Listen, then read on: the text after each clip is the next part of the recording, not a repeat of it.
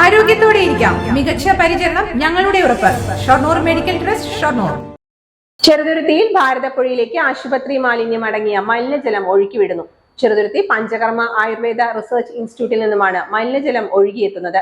കുടിവെള്ള പ്രശ്നം രൂക്ഷമായ സാഹചര്യത്തിൽ ഒഴുക്കില്ലാത്ത പുഴയിലെ വെള്ളത്തിലേക്കാണ് ആശുപത്രി മാലിന്യം ഒഴുക്കിവിടുന്നത്. ഇത് ഗുരുതരമായ ആരോഗ്യ പ്രശ്നങ്ങൾ സൃഷ്ടിക്കുമെന്ന ആശങ്കയുണ്ട്.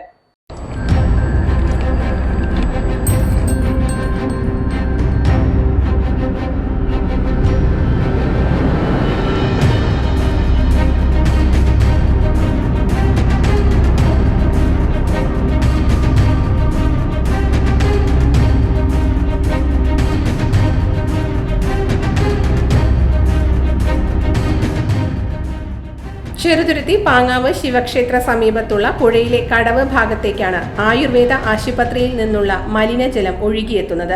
മലിനജലം കലർന്ന് കറുത്ത നിറമാണ് പുഴയിലെ വെള്ളത്തിന്. ദേശീയ പഞ്ചകർമ്മ ഗവേഷണ കേന്ദ്രത്തിന്റെ അതിർത്തിയിലെ കരിങ്കൽ കെട്ടിനുള്ളിലൂടെയാണ് ദുർഗന്ധം വമിക്കുന്ന മലിനജലം ഒഴുകി പുഴയിലേക്ക് എത്തുന്നത്. ജലക്ഷാമം നേരിടുന്ന സമയത്ത് പുഴയിലെ വെള്ളമാണ് കുടിവെള്ളത്തിന് ആശ്രയം.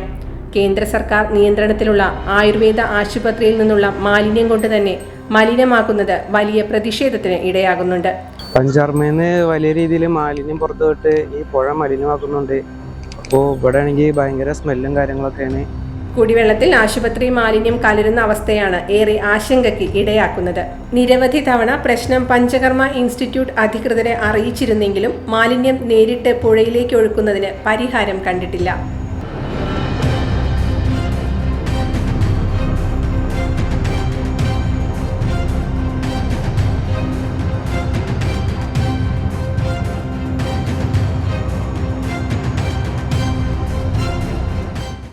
ചിത്തര women's academy, SMP junction, Shoranur, opposite private bus stand, Pattambi.